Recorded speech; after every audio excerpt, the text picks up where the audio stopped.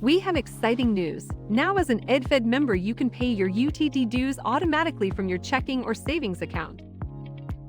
The process is simple and seamless, and we'll show you how to get started. After clicking on Enroll Now within the enrollment email from EdFed, you will be redirected to DocuSign.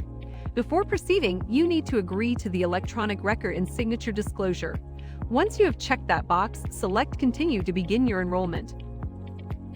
You'll begin by filling out the authorization to transfer funds, which permits EdFed to transfer your UTD dues bi-weekly on paydays. When choosing your transfer amount, select the option that corresponds with your job title, as this determines the amount of your UTD dues.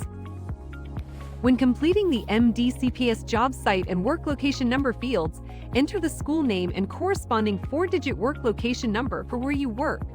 For those that work at multiple sites, use the school name and work location number that are registered for your payroll. Great, you're all set. If you have any questions, email utd@edfed.org or call our concierge team at 786-775-5464.